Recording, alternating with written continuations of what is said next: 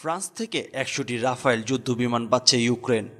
রাশিয়ার ক্রমবর্ধমান আক্রমণের মধ্যে এটি কিয়েভের সামরিক সক্ষমতায় বড় ধরনের মোড় ঘোরানো পদক্ষেপ হিসেবে দেখা হচ্ছে।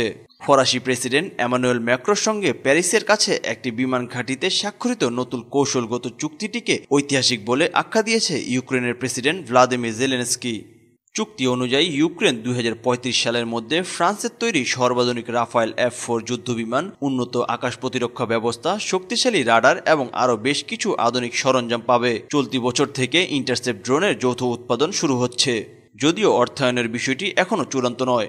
ফ্রান্স ইউরোপীয় ইউনিয়নের তহবিল এবং জব্দ করা রাশিয়ান সম্পদ ব্যবহার করার সম্ভাবনা বিবেচনা করছে, যা বর্তমানে ইউভুক্ত দেশগুলোর মধ্যে বিতর্ক তৈরি করেছে।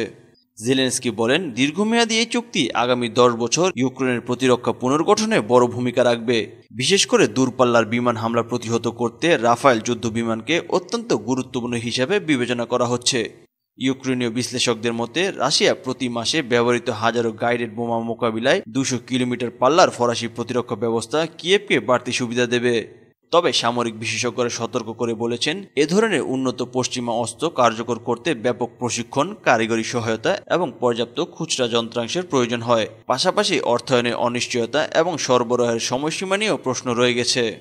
ইউক্রেন ইতিমধ্যেই ফরাসি মিরাজ, মার্কিন F-16 এবং সম্ভাব্য সুইডেন গ্রিপেন যুদ্ধবিমান পেতে চলেছে।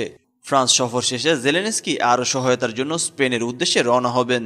রাশিয়ার আগ্রাসনের মুখোমুখি দাঁড়িয়ে দীর্ঘস্থায়ী যুদ্ধের চাপ ইউক্রেনের প্রতিরক্ষা ব্যবস্থাকে চ্যালেঞ্জের মুখে ফেলেছে। এমন পরিস্থিতিতে এই চুক্তি কিয়েভের জন্য কৌশলগতভাবে শক্ত অবস্থান তৈরি করার এক গুরুত্বপূর্ণ পদক্ষেপ হিসেবে নির্দেশ করছে।